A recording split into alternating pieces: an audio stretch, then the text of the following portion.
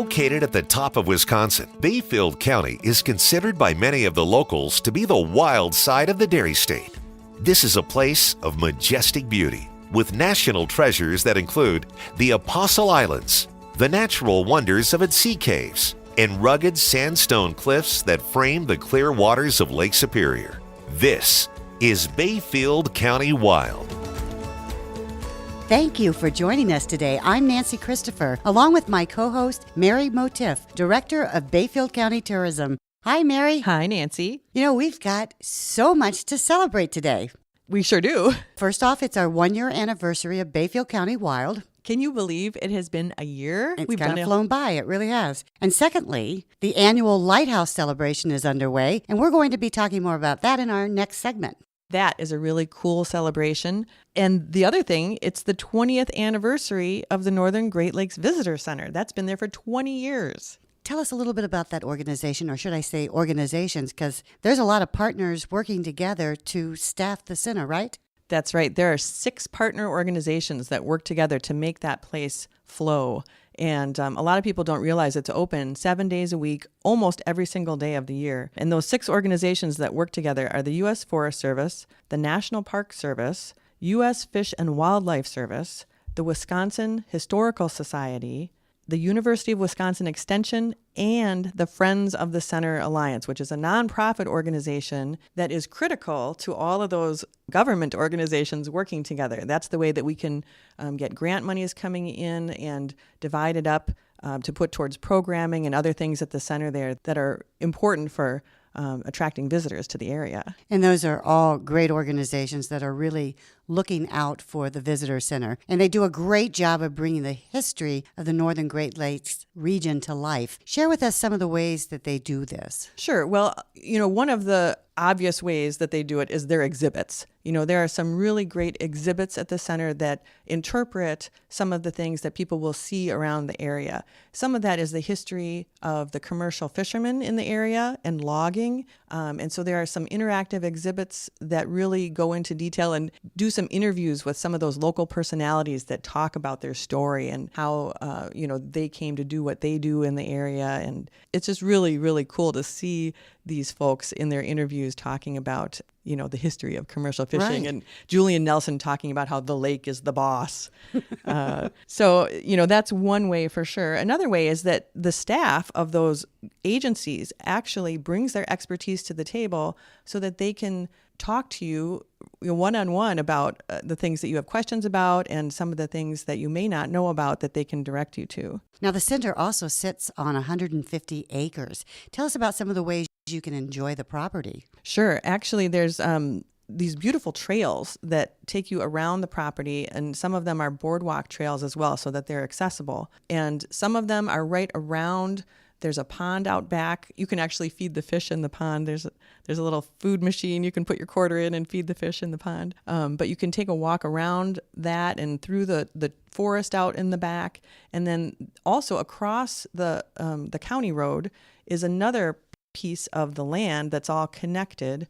And there are some beautiful trails, again, with some boardwalks and bridges that take you around right up to the river on that side of the road. Just really, it's so peaceful and beautiful as well. There's also a place where if you have a group that wanted to come out and do some environmental education, it's called the Coaster Brook Classroom. And it's a building down the road a little bit, but again, connected into the Whittlesey Creek National Wildlife Refuge, which adjoins that property. So you can have your group out there with an educator talking to you about whatever it is you're there to learn that day, utilizing that Coaster Brook classroom. Oh, that's great. What a great experience. It really is. Now, a lot of these visitor centers have gift shops, but what I think is really cool about this one is if you have an interest in Lake Superior or shipwrecks, lighthouses, Native American culture, there's a great collection of books in there, some of them with very rare, hard-to-find titles as well. Absolutely. And another great thing that you can find there are those guidebooks so that when you're out exploring nature, you can use your book for whether it's birding or mushrooms or whatever it is that you're wanting to go out and explore. You can get all those guidebooks right there. And then you can actually go up. There's a 5-story observation tower with a spotting scope up there. So that's just another way that you can, view things on and around the property, is from that vantage point that you don't usually get 5 stories up in that tower. Okay, so now what exactly is going to happen on September 29th?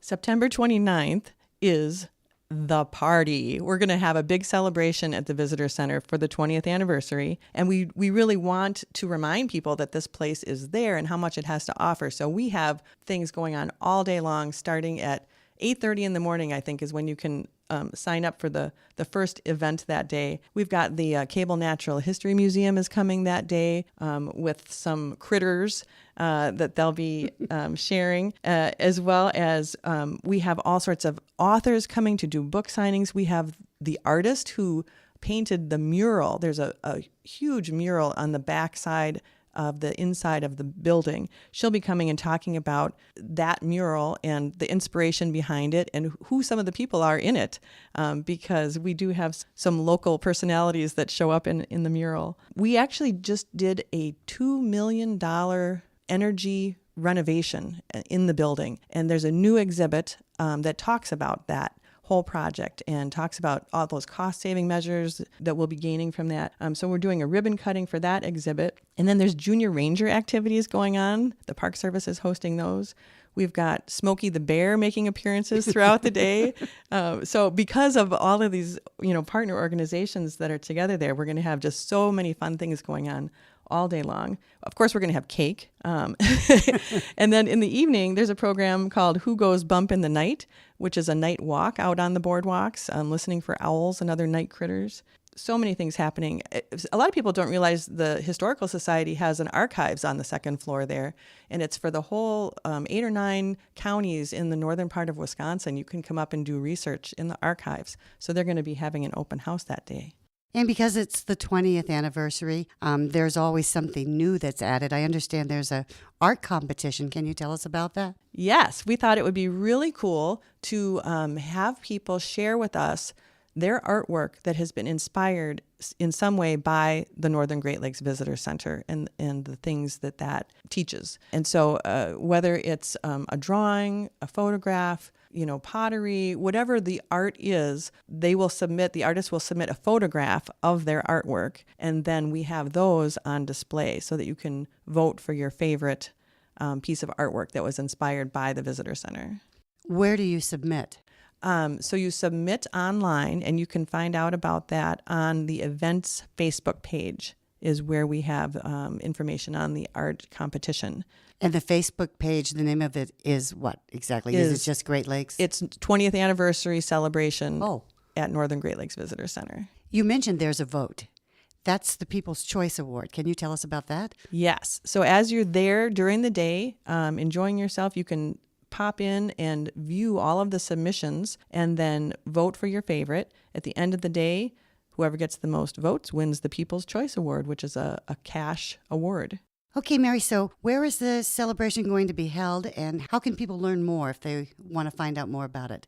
Sure. The celebration will be right at the Northern Great Lakes Visitor Center, and that is right on, technically it's on County Highway G, but you can see it right from U.S. Highway 2, just west of the roundabout at the intersection of Highway 2 and the scenic byway, Highway 13. It'll be right at that gorgeous building that you can't miss when you're seeing it from the road. And to find out more, you can go to NGLVC.org, which stands for Northern Great Lakes Visitor Center, or go to the Visitor Center's Facebook page. Okay, well, it really does sound like an educational, fun event for the whole family. And on a related note, the Apostle Islands Lighthouses, they've been referred to as the largest and finest single collection of lighthouses in the country. Mary Grant is here to talk with us about those lighthouses and the annual 3-week celebration of these magnificent structures when we come back. Stay with us.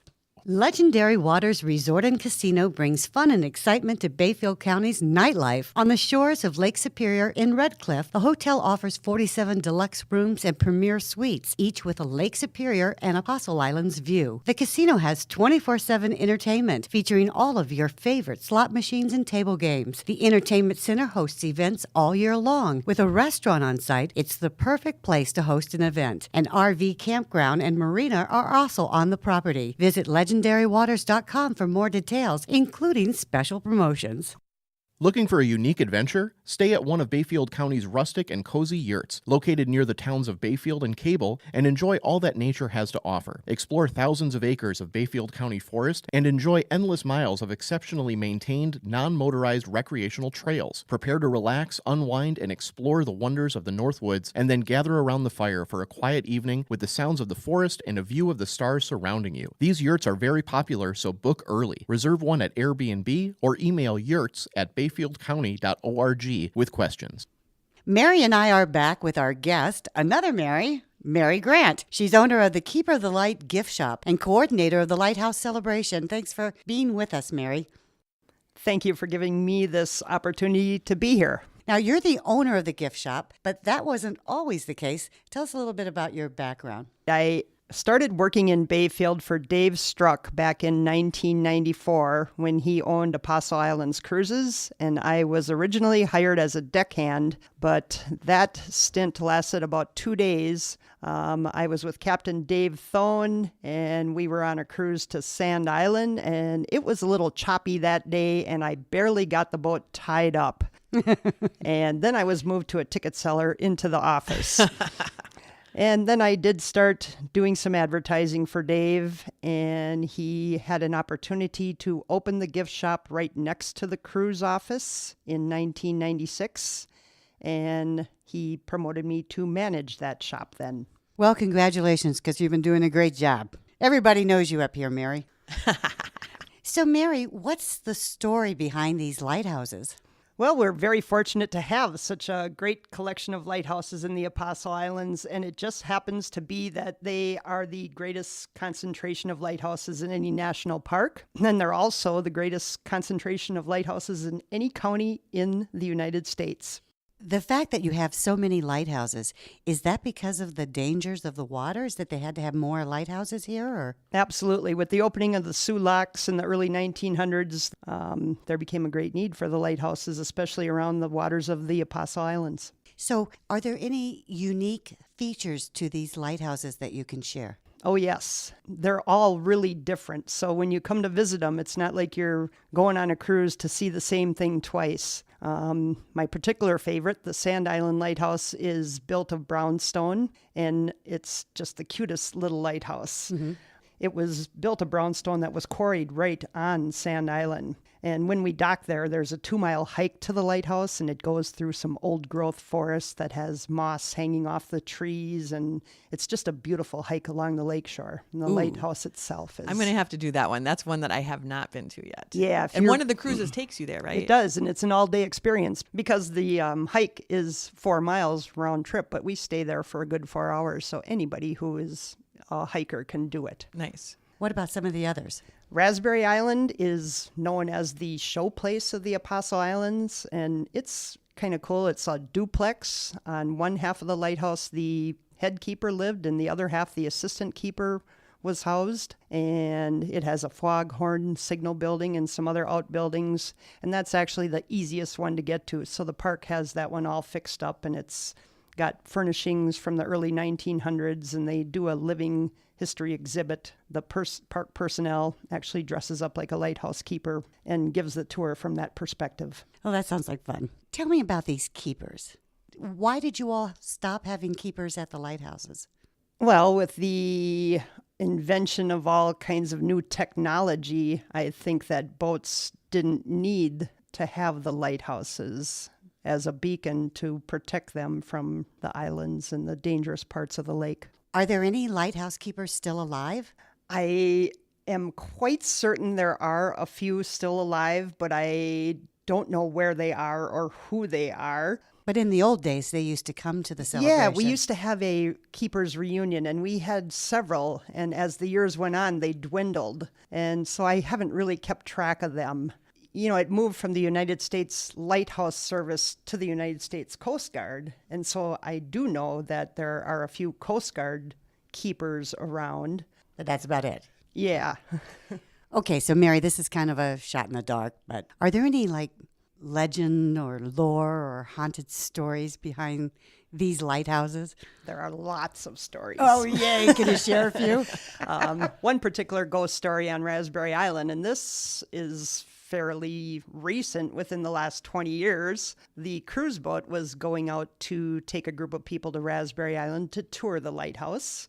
And as I mentioned before, it's a duplex, and they only tour one side. And so as the group was going through the lighthouse, they heard a little girl crying. Oh, wow. And the visitors were asking the tour guide, well, who's over on the other side of the lighthouse? And they said, well, there's nobody over there. But there had been a family of lighthouse keepers who lived there. And they had a little girl. I was going to say, let me guess. They had a little girl about the same age. Right. And they Who was all last seen. they all heard it, so it's not like one person is making this up. And Wow. I do believe that group was quite freaked out. Any others? Not any other ghost stories, but there is an interesting story on Michigan Island, and I like this story because I grew up on a dairy farm in central Wisconsin. But there was a young woman who married a lighthouse keeper, and she was in her early 20s, and they lived out at Michigan Island.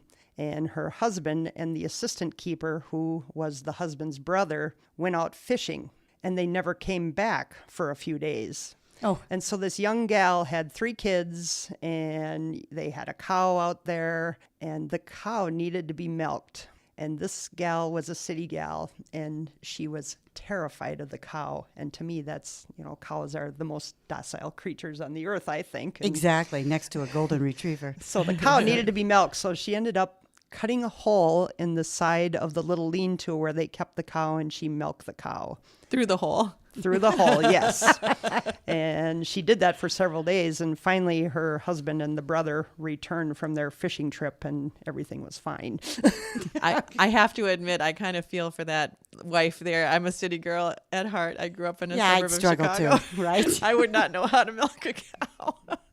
I have tried it once. Do we want to know the results? Well, it actually did work, but, I thought it was kind of fun. I really did. But we digress. Yes, exactly. Let's talk about the Lighthouse Celebration. How did that originate? All right, so Dave Struck opened the store in 1996, and now he has a lighthouse specialty store. So why not create an event that generates interest in lighthouses? Exactly. And of course, lighthouse merchandise to drive Absolutely. sales. And Smart man. He was not only captain of a ship, but he was an entrepreneur as well. Absolutely. The Lighthouse Celebration, I don't think people realize that this is the largest collection of lighthouses in the country. I still am amazed by that fact. And I've heard that, and I've seen them, and people who love lighthouses need to come and see these lighthouses. They're beautiful and amazing, and there are so many great stories. When you go visit one of them, whoever is your guide is going to tell you the stories surrounding the one that you're visiting. And a lot of them, this is a bonus, when you get there, you can actually walk to a beach on the other side of Raspberry, and I don't know, maybe you can do that on some of the other islands too. yeah, you sure can. And I think that we're really fortunate that the National Park Service took over the islands, because who knows what shape these lighthouses would be in if it weren't for the national park. Right. So you've mentioned a few things, but what exactly takes place during the 3-week celebration? Well, the main event of the celebration is a daily cruise to go out to the different islands to actually tour a lighthouse, and we focus on that. Other than that, we do have a photography presentation by photographer Mark Weller, who has done a series of Apostle Islands Lighthouse photos with the Milky Way in the background.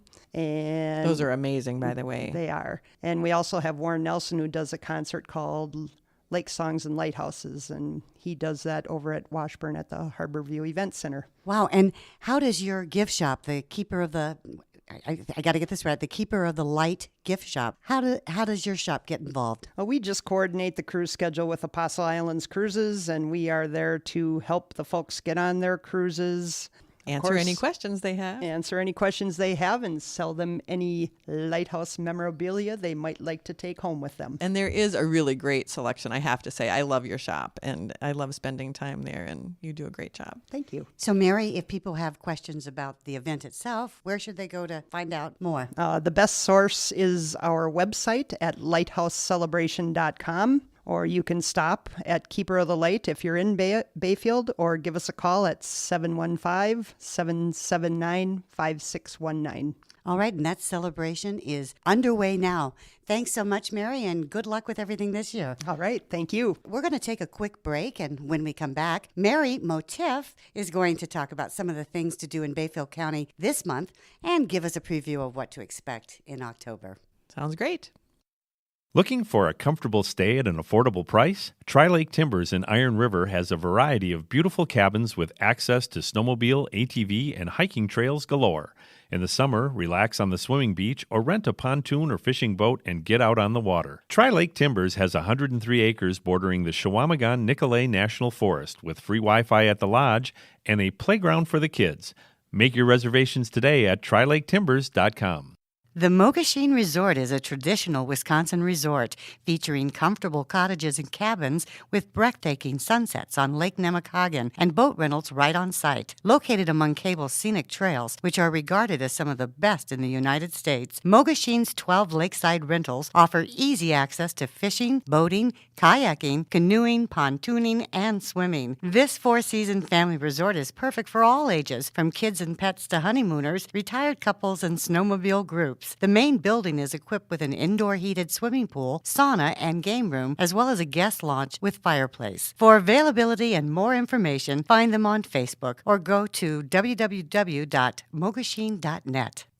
Welcome back to Bayfield County Wild. There's quite a few celebrations going on in September. Mary, can you give us some of the highlights? Sure, absolutely. Of course, we always have lots going on up here. So the Apostle Islands Lighthouse Celebration that we talked about already is ongoing through September 15th. Port Wing has its annual fish boil, which is really a cool thing to see. They have these huge cauldrons with, smoke pouring out of them. If you've never been to a fish boil, that is the place to go and have your first one. Yeah, I have been to a fish boil, and they are spectacular to watch. And that kicks off the month right on September 1st. And then that same weekend, White Winter Winery has their emergency pig roast. It's called an emergency pig out because it's a fundraiser for their emergency services in Iron River. Oh, fun. It's a really fun event. Lots of live music and great pig roast to be enjoyed. Wild Woods and Waters is one of the Big Top's last shows of the season. That's on September 7th.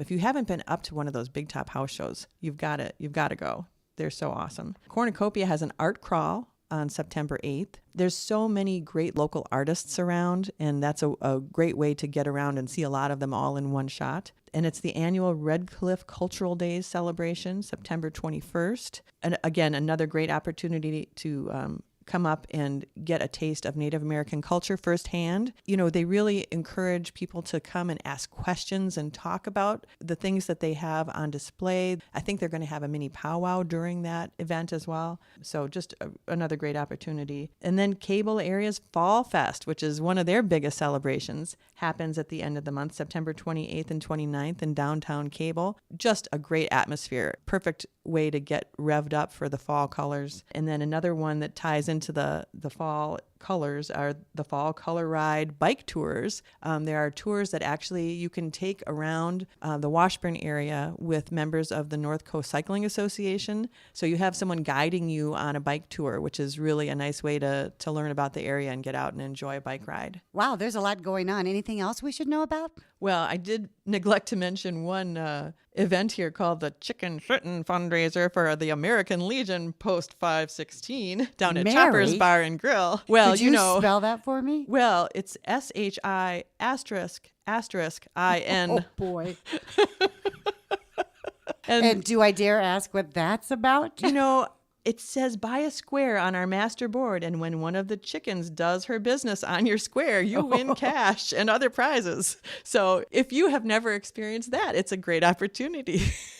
I guess so. All sorts of fun up here in Bayfield County. And then, of course, you can find details about that and all these other events on our website at travelbayfieldcounty.com and on our Facebook page. All right. Before we go, what will we be talking about next month? Sure. Well, the leaves are still going to be changing and hitting their peak. The apples are getting ready to harvest, and there's all sorts of fall festivals, color tours, and corn mazes to talk about. So that's going to be our focus. That's great, Mary. We're going to look forward to that. And let me know what happens at the that chicken, whatever.